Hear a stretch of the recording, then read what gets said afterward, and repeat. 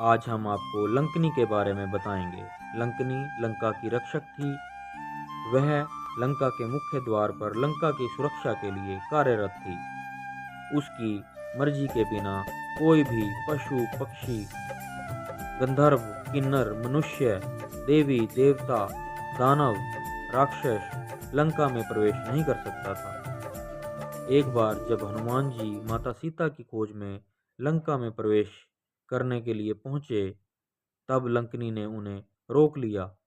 हालांकि उस समय हनुमान जी का जो रूप था वह काफी सूक्ष्म था, वह एक मक्खी के बराबर था, लेकिन तब भी लंकनी ने उन पर नजर पड़ते ही उन्हें रोका और कहा कि हे जीव, तुम यहाँ से मेरी नजरों से बचकर लंका में प्रवेश नहीं कर सकते। और साथ ही साथ उसने हनुमान जी को कहा कि हे प्राणी, तुम अपने असली रूप में आ जाओ।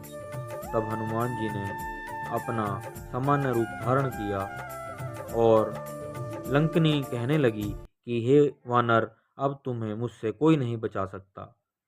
लंकनी का रूप बहुत विकराल था और वह हनुमान जी पर जैसे ही प्रहार करने लगी, हनुमान जी ने अपने शरीर को बढ़ाना शुरू कर दिया और वह देखते ही देखते काफी बड़ा विकराल रूप धारण कर गए। और तभी हनुमान जी ने उस राक्षसी पर मुष्टि प्रहार किया। मुष्टि प्रहार वह सह ना पाई और धरती पर जा गिरी।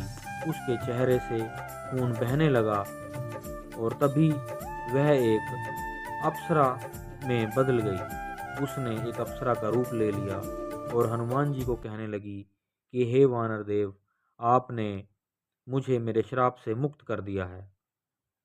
यह सुनकर हनुमान जी भी हैरान हो गए। तब वह बताने लगी कि मैं पूर्व जन्म में एक अप्सरा थी, मैं हमेशा से राक्षसी नहीं थी। लेकिन जब इंद्रदेव ने मुझे ब्रह्मा जी के द्वारा रावण को वरदान देने के समय धरती पर भेजा कि जाओ और तुम पता लगाओ कि ब्रह्मा जी रावण और उसके भाइयों को क्या वरदान दे रहे हैं, तब मैं चोरी से ब्रह्मा जी और रावण का वार्तालाप सुनने पहुंच गई। लेकिन यह बात ब्रह्मा जी को पता लग गई और उन्होंने कहा कि हे अप्सरा, तू चुगलखोर है, तू दूसरों की बातें छिप कर सुनती है, जा तू बड़े कानों वाली हो जा, तू राक्षसी बन जा। तब से मैं राक्षसी बन गई और लंका की मुख्य द्वार पर सुरक्षा की सेवा के लिए कार्यरत हो गई। लेकिन साथ ही साथ ब्रह्मा जी ने यह भी कहा, जब कोई वानर लंका के मुख्य द्वार पर आएगा और तुम पर मुष्टि प्रहार करेगा, तब तुम्हारा यह श्राप खत्म हो जाएगा।